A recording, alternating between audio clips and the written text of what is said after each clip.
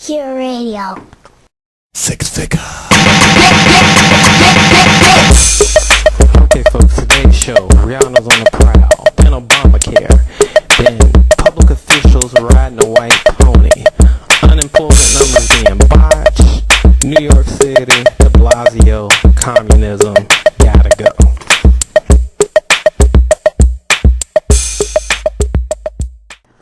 Okay, first, Rihanna is on the prowl. Last week, she had a concert in Dallas, and Drake showed up unexpectedly, and then afterwards, they went back to the Mosey Wozy. Poor Chris Brown, he's in rehab. His girl is kind of in rehab, or leg rehab. Then on Thursday, Drake has a show in Houston. Rihanna shows up, return the favor.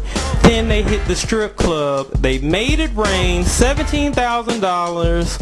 According to the stripper, Drake spent $12K while Rihanna spent $5,000. You know, women are always better with the money. I'm sorry. I'm just as guilty. Toronto mayor got caught smoking crack, selling crack to an undercover agent, 3.5 grams, swears he's not going to resign. I mean, I don't blame him. I mean, if Marion Barry in D.C. kept his job, why can't this guy? I mean, our president admits to doing all type of drugs in his books. I mean, and now, you know, and laughs about it. I mean, it's such a cool thing, you know. I mean, the drugs, the crack, and I mean, he admitted to it. I mean, come on, guys. Really, I mean, if the guy is going to clean himself up, he's going to go to rehab, then why not? Why can't he keep his job? I mean, Obama technically couldn't get a security clearance if he didn't get elected. So, I mean, then you got Trey Radel of Florida. Cocaine. Come on, man. Riding the white pony. So he's going to rehab. He's giving up his pay to charity, which is good. I just hope he gets help. The last thing we need is another cocaine cowboy in the house, you know, passing policy and high. So I hope he gets help. I mean, if you're Trey Radel, you're happy with all this carnage that's going on with Obamacare, and then, you know, this whole situation with Iran, John Kerry, oh my God, relieving sanctions without nothing in return on good faith, the Iranians. I mean, if you're Israel, you're thinking, you know, we're going to go nuclear like Harry Reid.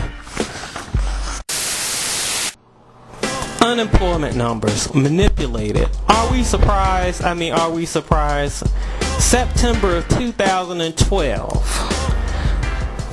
Was it Pennsylvania that got cut out of the unemployment numbers, and so it went from 8.1% to 7.9%. I mean, isn't that amazing? Right before the election, and according to a source inside the Bureau of Statistics, he or she was told to do whatever necessary to get that unemployment number down. My God. I mean, come on. Is Rick Santilli getting some vindication right now? I mean, they tried to rip him on NBC for saying that something is wrong with the unemployment number. I mean, here's the clip. I'm saying this is a 1.5% to 2% economy. I'm not saying this economy is growing gangbusters, and I'm also saying that the change we've had over time in the unemployment rate, not inconsistent with economy. Hey, Rick, what are you saying? Rick, I haven't changed that one bit. Let me ask, Rick, what are you saying exactly? The BLS is given, where do they get their, they get numbers from somewhere, right? Where would they? Why would you ask Rick that question? Because I'm tired of listening to you. Where do you think some of these numbers would come from, Rick? How would this work? That's puzzling. That's good stuff, Joe. I'm going to give him a chance. He said he's here, and then you talk for 5 minutes. Go ahead. as opposed to you? You know, we could argue about the process. We could look at how the BLS outsources to the Census Bureau. We could look at how the Census Bureau operates, where their jurisdiction is, what shifted in '09, but we don't need to go there. Right. Everybody's protesting too much. Here's what I will say. We have a stock market at multi-year highs. We don't have an economy that's at multi-year highs. You can put any jobs level, 100, 125,000 you want, put it forward and say it's going to be the new benchmark, because that's under the guise of this shrinking labor force. Right. So that number isn't really viable either. All I can tell you is there was no doubt in my mind a month ago it would be under 8%. There was no doubt in my mind 5 minutes before the number would be under 8%. Take it any way you want. You can't take it any way you want, Rick, because what you're implying with your comment I'm not is that implying anything. Oh, no. I'm telling you, and it turned out that way. Rick? I'm a market whisperer. Why say it? Why say it? Because your whole point, which was the same point that Jack Welch and I like people was that to get the benefit of my 32 years in the market. There was no doubt it would be under 8. It is under 8. Why did you have no doubt, Rick? Oh, shit. Why did you have no doubt? Because I had no doubt. Why did you have no doubt? Why did you have no doubt? And I can tell you that the current trend of these numbers is no different than the current trend of other numbers. Hey, I'm not Nigel Farage. I don't want a $5,000 check to write. I'm telling you, there was no doubt in my mind. We love Nigel, no doubt, and that's Rick? the end of the conversation. Steve, let me Tell ask your you own this. conclusion, Steve. Connect the dots. I don't. I'm connecting the dots, and I'm asking you to be honest about the dot connecting that you're implying. I'm honest. You're not under being 8. honest. It was under 8. What else do you want? Okay. What else do you need? Here's my question. A fact is a fact. Question. I'll answer the question. You want answers? I think I'm entitled. You want answers? I want the truth! You can't handle the truth!